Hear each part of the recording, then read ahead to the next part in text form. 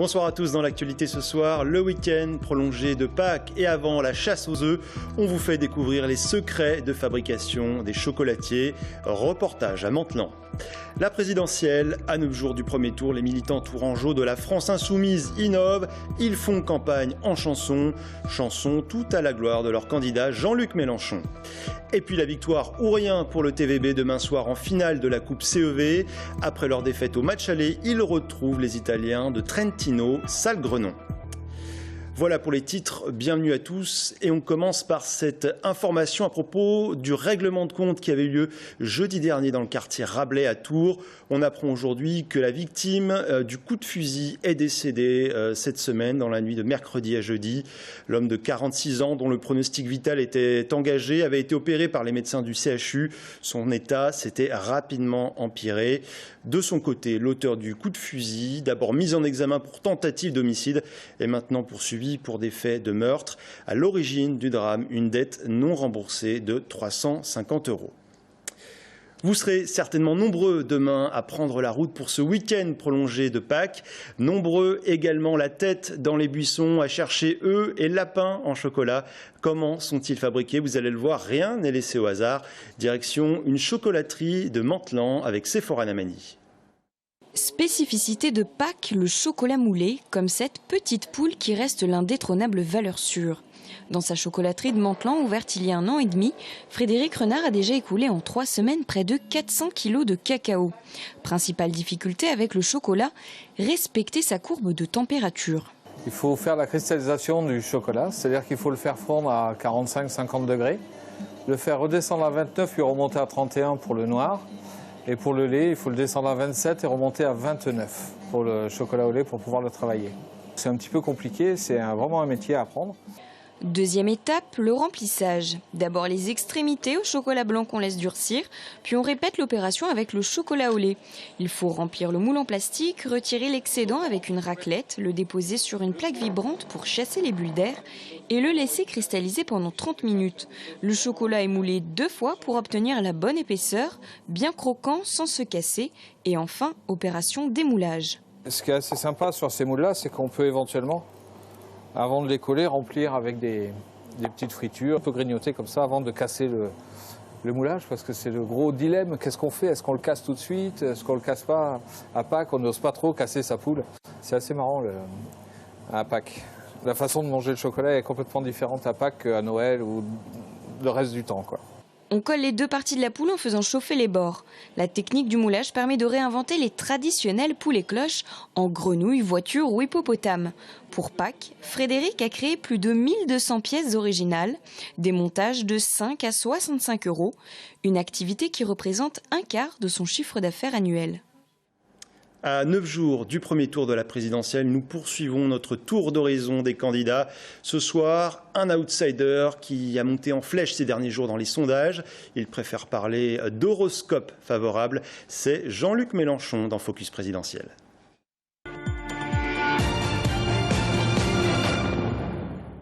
Jean-Luc Mélenchon, le candidat de la France Insoumise, qui a récemment intégré le quatuor de tête des favoris de cette présidentielle, au coude à coude avec François Fillon. Alors pour forcer la chance de leur candidat, les militants organisaient hier soir une déambulation en chanson dans les rues de Tours. Leur champion au second tour, ils y croient plus que jamais. Amanda Breuer était dans le cortège. Et le vent se lève, emportant les géants de Paris. Hier soir, les militants de la France Insoumise ont animé dans la gaieté le vieux Tours en entonnant leur hymne composé par ce Tourangeau.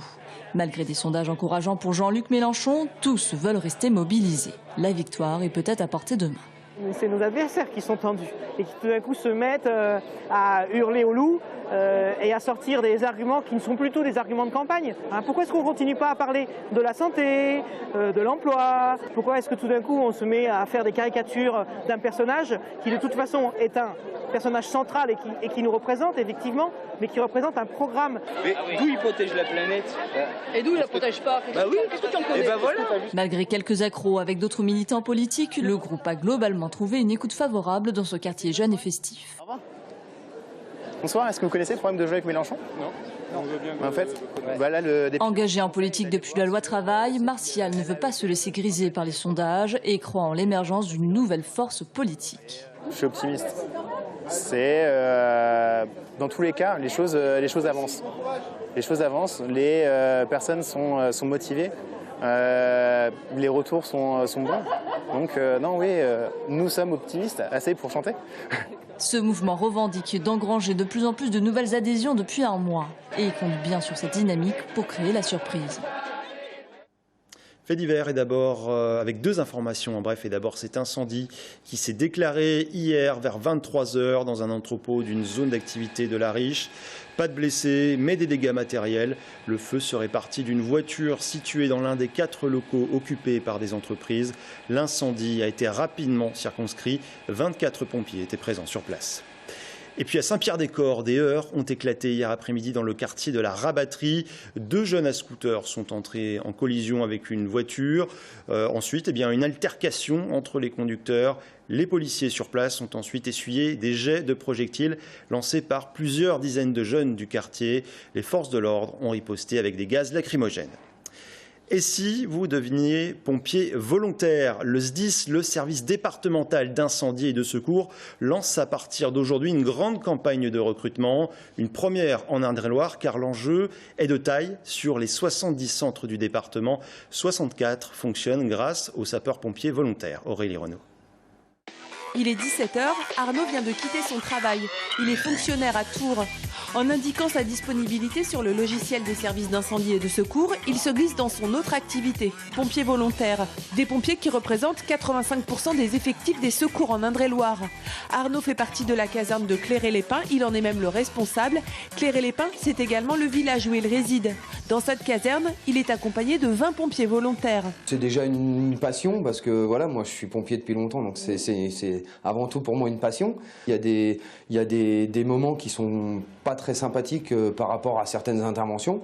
Par contre, on a des interventions qui sont très sympathiques. Ça nous est arrivé l'année dernière dans notre centre de secours où on a eu un départ pour un accouchement et les gars de la caserne ont accouché la dame et ont eu le bébé tout de suite avant le SAMU, avant tous les autres, quoi. Donc oui, c'est des moments de joie. En zone rurale comme ici, difficile de susciter de nouvelles vocations. Les pompiers lancent donc une campagne de recrutement. Objectif, continuer d'assurer les secours 24 heures sur 24. Les 70 casernes du département cherchent en permanence des volontaires, mais aujourd'hui, 5 d'entre elles ont des besoins particuliers. Le profil recherché, des hommes et des femmes de 18 à 60 ans, habitant à moins de 8 minutes d'une caserne. Les gens pensent qu'il faut être un sportif de haut niveau pour être sapeur-pompier.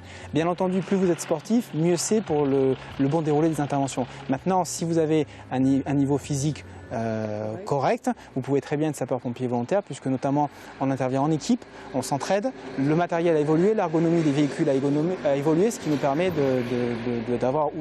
d'ouvrir nos portes au plus grand nombre. Et le dernier frein, les gens pensent j'aurai pas le temps d'être sapeur-pompier volontaire par rapport à ma vie de famille, ma vie professionnelle. Là encore, ce sont des idées reçues puisque dans certains centres de secours, l'activité opérationnelle est assez réduite et de ce fait, ça peut vous prendre seulement entre 5 et 10 heures par mois sur le terrain pour être sapeur-pompier volontaire. Départ de feu près du village, les beepers des volontaires ont retenti, le camion incendie part. Des interventions pour lesquelles les volontaires recevront une indemnisation. Chaque mois, ils touchent environ 150 €. Voilà, et puis si l'aventure vous en dit, vous pouvez contacter le SDIS au numéro qui s'affiche sur votre écran, 02 47 49 68 68, ou aller sur le site www.sdis.fr. On ouvre une page sport avec d'abord les ambitions élevées des Remparts de Tours pour la saison prochaine. Les hockeyeurs viennent de recruter un nouveau gardien, une pointure, le Slovaque Matej Kristin. Avant d'évoluer à Briançon, le portier a été l'un des artisans de la montée de Lyon en Ligue Magnus en 2013-2014. Une aubaine pour les Tourangeaux qui ont terminé 4e de D1. On écoute Bob Millette, l'entraîneur des Remparts. C'est une recrue qui va nous aider beaucoup par son expérience, malgré son jeune âge. Christine a quand même gagné 2 coupes, a fait monter 2 en Extra-Ligue, une équipe en Extra-Ligue en Slovaquie et a fait monter Lyon en Ligue Magnus. C'est aussi un gardien très spectaculaire. Nos supporters, nos fans vont l'aimer. C'est dans la trempe des joueurs, des gardiens de but que j'ai amenés auparavant.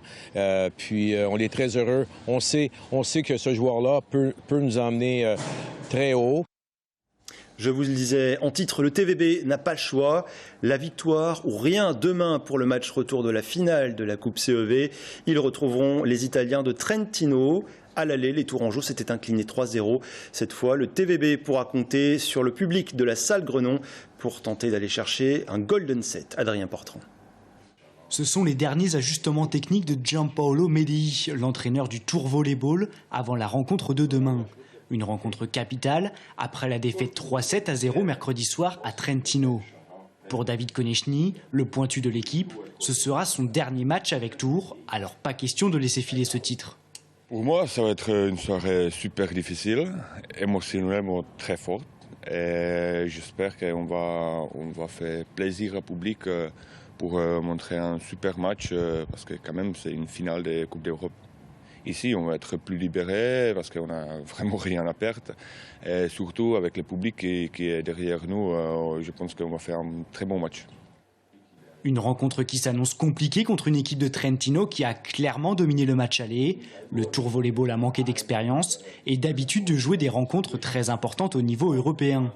Tout va se jouer sur le match de samedi. Gianpaolo Medei et le staff ont analysé au millimètre cette rencontre pour ne pas laisser passer ce titre. Il faut bien servir, parce que aussi notre service n'était pas à notre niveau habituel. On a créé des problèmes, des fois au service, quand on a bien servi. Donc on est conscient qu'on peut mettre de la pression au service. En plus, je pense que chez nous, normalement, on sert bien. Donc il faut partir de ça, mettre de la pression, avoir de l'agressivité au service, un peu plus de continuité. C'est pour le Tour Volleyball l'occasion de remporter pour la première fois de son histoire la Coupe CEV. Il va falloir être imparable face à une équipe de Trentino prête au combat. Et puis dans la 3e étape du Tour du Loir-et-Cher, aujourd'hui 211 km entre Savigny-sur-Bray et Vendôme, c'est le Néerlandais Arvid de Clench qui s'est imposé. 4e et dernière étape et avant-dernière étape demain à Montrichard de 142 km. Damien Chaud conserve son maillot jaune. Avant de retrouver l'invité de la rédaction dans quelques instants, je vous propose de regarder ces images. La première sortie des lions du Zooparc de Beauval dans leur toute nouvelle savane, appelée la Terre des Lions. 5300 mètres carrés entièrement réaménagés pour que Kruger et sa famille se sentent comme chez eux. La nouvelle attraction doit permettre aux zoos, première destination touristique de la région, de dépasser le 1 300 000 visiteurs. De tourisme, il en sera également question dans une poignée de minutes. Nous partirons à la découverte de l'abbaye de Fontevraud, aux portes de la Touraine. Près de 1000 ans d'histoire et des événements culturels encore aujourd'hui pour ce lieu classé à l'UNESCO. On en parle avec Antoine Godbert, son directeur général. À tout de suite.